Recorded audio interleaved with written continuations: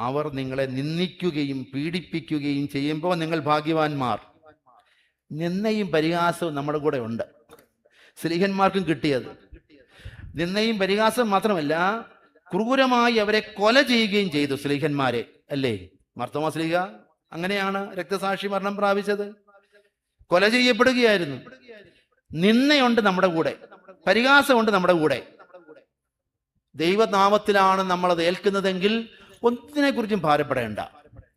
നമ്മുടെ കൂടെയുള്ളവർ, നമ്മുടെ വൈദികരുടെ കൂട്ടത്തിൽ തന്നെയുള്ളവർ നമ്മളെ പരിഹസിക്കുന്നുണ്ട്, പരിഹസിക്കാൻ തയ്യാറായിട്ടുണ്ട്. ഇപ്പൊ പല മാർഗങ്ങളാണല്ലോ പരിഹസിക്കാൻ. എന്തെല്ലാം മാർഗങ്ങളാ ഉള്ളത്, എന്തെല്ലാം മീഡിയംസാ ഉള്ളത്.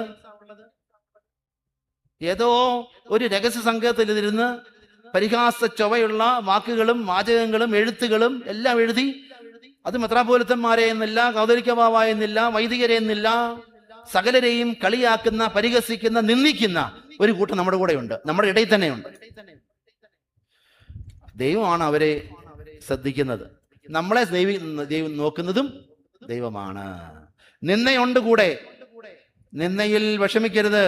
അവർ നിങ്ങളെ നിന്ദിക്കുകയും പീഡിപ്പിക്കുകയും പരിഹസിക്കുകയും ചെയ്യുമ്പോൾ നിങ്ങൾ ഭാഗ്യവാന്മാർ. ഭാഗ്യവാന്മാരാണ് നമ്മൾ. സത്യത്തിന് വേണ്ടി ജീവിക്കുമ്പോൾ, നീതിക്ക് വേണ്ടി ജീവിക്കുമ്പോൾ, യേശുക്രിസ്തുവിന് വേണ്ടി ജീവിക്കുമ്പോൾ നിന്ദയുണ്ട്, പരിഹാസമുണ്ട്. പേടിക്കണ്ട, ഭയക്കണ്ട. എല്ലാ മാധ്യമങ്ങളിലൂടെ നമ്മളെ ആക്രമിച്ചോട്ടെ, അനോണിമസായി രഹസ്യ സങ്കേതങ്ങളിൽ ഇരുന്ന് പടുത്തു വിട്ടോട്ടെ, പടച്ചു വിട്ടോട്ടെ, പേടിക്കരുത്. അത് സഭയുടെ എല്ലാ തലങ്ങളിലും അങ്ങനെ ഒരു പ്രശ്നം ഇപ്പോഴുണ്ട്. അതിനുള്ള സാധ്യതയുള്ളത് കൊണ്ടാണ്. ഒന്നിനെ കുറിച്ചും പേടിക്കണ്ട, ധൈര്യത്തോടെ നിൽക്കൂ. ഞാൻ യേശുക്രിസ്തുവിലാണ് ആശ്രയിച്ചിരിക്കുന്നത്, അവന്റെ മുമ്പിലാണ് കണ്ണുനീരോടെ കുമ്പിട്ട് പ്രാർത്ഥിക്കുന്നത്. ആരാ എന്നെ പേടിപ്പിക്കാൻ?